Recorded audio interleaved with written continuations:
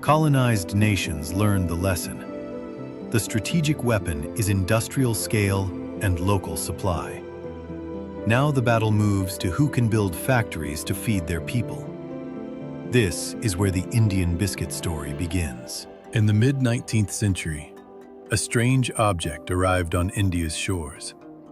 Sealed in metal tins, carried across black water by colonial masters. To the British elite, it was a luxury, a reminder of home. To Indians, it was dangerous. Whispered about in orthodox households as corrupter of souls. To touch it was sin. To eat it meant exile from family, caste, society, the ultimate taboo. It was a biscuit. Today, we dunk biscuits into tea without thought. But in the 1800s, the biscuit was an alien invader. The barrier was spiritual. European biscuits used eggs and animal fats, strictly forbidden in Orthodox Hindu and Jain diets. Worse, they were baked by malechas. In a society with rigid purity laws, the biscuit was seen as a biological weapon. To eat the sahib's food was to risk becoming the sahib's property. But every taboo eventually invites rebellion. By the mid-19th century, the Bengal Renaissance was challenging caste, tradition, and colonial control. Reformers needed a symbol. Rajnarayan Bose chose a biscuit. In the 1840s, he publicly consumed sherry and biscuits, a declaration, not a snack. The biscuit had become political. But rebellion doesn't build a nation. Production does.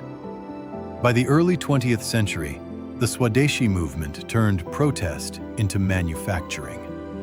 In 1929, Mohanlal Dayal Chauhan, a silk trader in Bombay, abandoned silk, sailed to Germany to study confectionery machinery, returned with engineers, bought a cowshed in Ville-Parle, and set up a factory.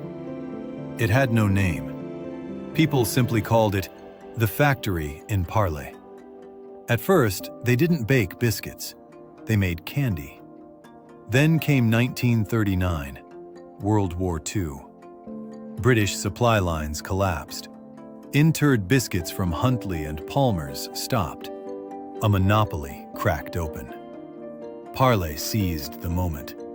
They didn't create luxury. They created survival. Wheat, sugar, milk, cheap, filling, durable. The Parle Gluco biscuit was born, not as a treat, but as energy. The business war began.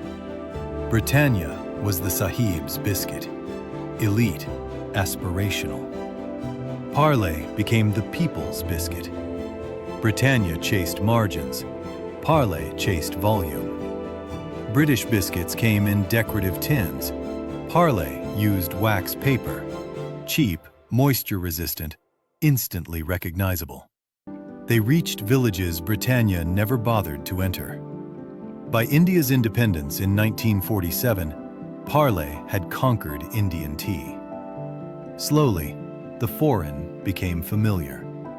The biscuit stopped being rebellion and became survival. For children, it became the taste of school. For travelers, a reliable companion on long train journeys. For the elderly, soft comfort. From first teeth to final years, the biscuit became the bookend of an Indian life. But by the 1980s, Parle faced a new threat. Not Britannia, but imitation. Glucose was not trademarked. Anyone could sell a glucose biscuit. And everyone did.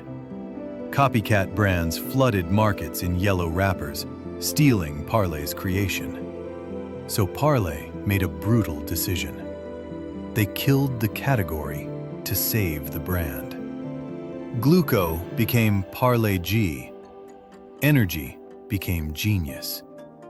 The biscuit shifted from commodity to identity. Economically, Parle G is a marvel. For nearly 25 years, a small pack stayed rupees 4 to 5. How? Shrinking grammage by millimeters, cutting overheads, and buying wheat and sugar in such bulk they influenced national prices. From a cowshed in 1929 to over 1 billion packets a year, Parle didn't just survive the British Empire, it outlasted it. For more interesting stories like this, subscribe to the B-Side Studio.